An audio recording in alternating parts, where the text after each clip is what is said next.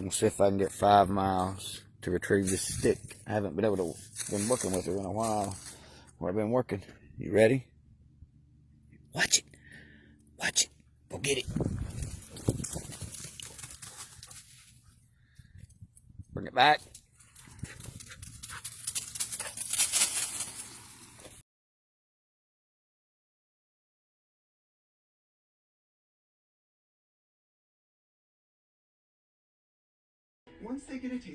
What's going on, YouTube? Here is the reports from WYMT on the shooting and also a school bus that got stolen from Jonesville, Virginia and ended up in Harlan County. Make sure you like, comment, subscribe, share, all that good stuff. I hope I earn your subscription, and I'll see you guys on the next one. Is still heading the investigation. We're doing everything that we can do. And like I say, just be confident. And I want to thank the people for everything from a prayer to we've had lunches, we've had water, we've had phone calls, we've had tips, and that's exactly what we want you to continue to do. And we do need to be vigilant. You need to be constantly on the lookout and until this passes. But rest assured that everything that can be done is being done. Rest assured that once this individual is captured and taken into custody, that he will be prosecuted. The background of the suspect has also been announced. Joseph Couch is said to be from the Knox or Whitley County area. He reportedly has a military background and served in the National Guard for many years. Officers say at this point it is smart for Couch to turn himself into authorities. Officials once again say that Joseph Couch, the suspect, is considered armed and dangerous. They say to use caution and to remain vigilant as you go about your activities tonight. Again, as we find new information, we will update you as soon as we can. In Laurel County, Amelia Lee, WYMT Mountain News.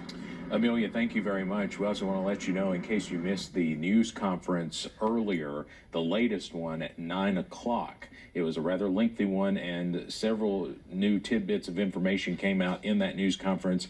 We have just uploaded the entire thing to our website. You can also see the special reports from earlier today, all of that on our website, WYMT News app. Now, first responders say they were overwhelmed with support since the search for the active shooter began. Numerous people, as Amelia mentioned, have donated water, food, and supplies for them. WYMT's Phil Pendleton has more on their generosity, and he continues our team coverage. Thankful people were all around the Laurel County Emergency Operations Center Sunday, along with a lot of food, a lot. And just maybe that's an understatement. I think I'm proud. It's really amazing to be part of this community. The building that we're at is kind of off the beaten path, as you know, and it's amazing all the cars here. People brought hot food, snacks, pizza, sandwiches, and lots of bottled water. No matter what's going on, we just try, when a problem hits, we just try to come together and again, make the best of a bad situation. Within about an hour and a half of sending out that call for supplies, they soon realized that they had enough, and they had so much they really didn't know what they were going to do with all of it. People in the community say what took place with the active shooter is shocking, especially for London, but they say the response is typical of the people here. Unfortunately, we're seeing this too much, and I've got 3 kiddos, and I don't know what the answer is, but I know that it's incredibly shocking and terrifying when it's in your own backyard. What is amazing and what is so Christ-like is that when we came to deliver our food and supplies, that others have already delivered and more will come. And so to me, it just lets you know that there's still wonderful people in the world that still love Jesus and still want to be his hands and feet. Emergency management officials say they already have a plan Monday to feed and take care of the first responders working the scene. In Laurel County, Phil Pendleton, WYMT Mountain News.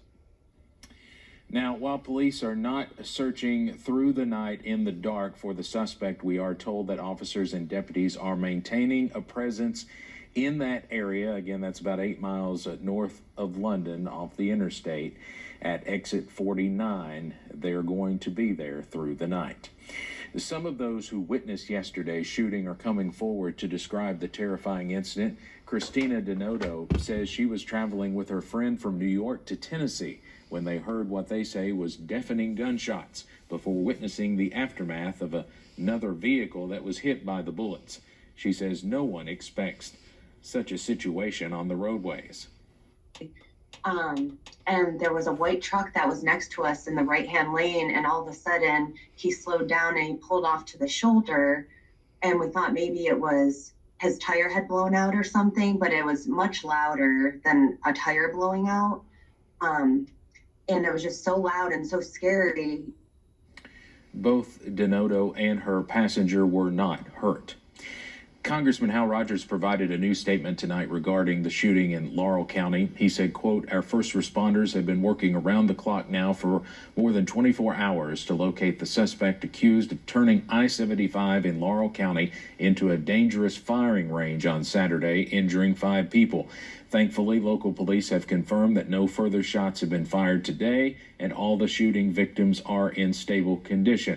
I also want to applaud all the unsung heroes who aided victims before first responders arrived on the scene, the semi-truck drivers who surrounded school buses to protect our students stuck on the interstate for hours, and those who have donated water and food to the Central Command Post to support our brave first responders.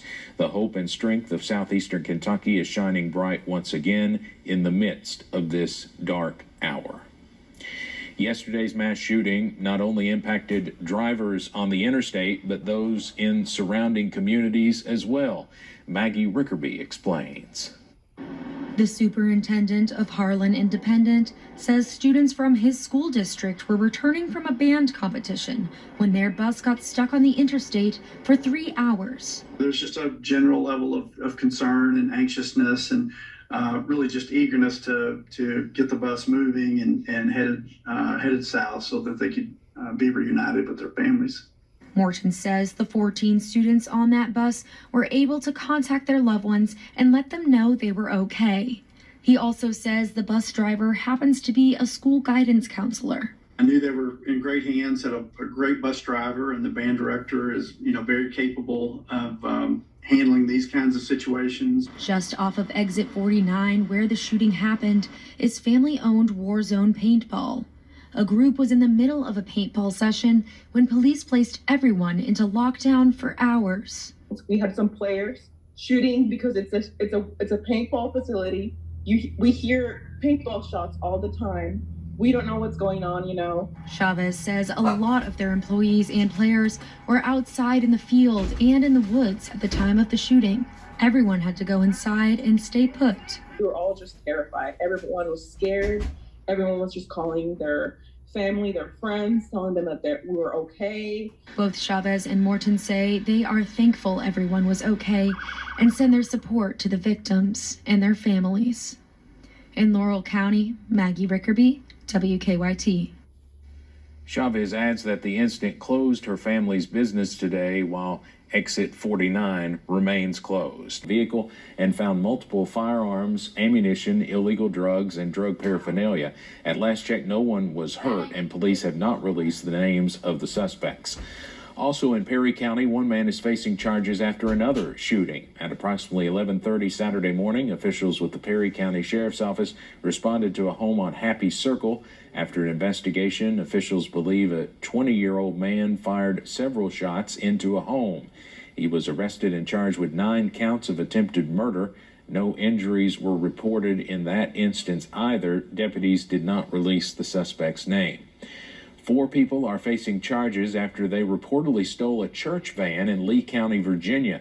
Officials with the Lee County, Virginia Sheriff's Office say the theft occurred from the First Baptist Church of Jonesville.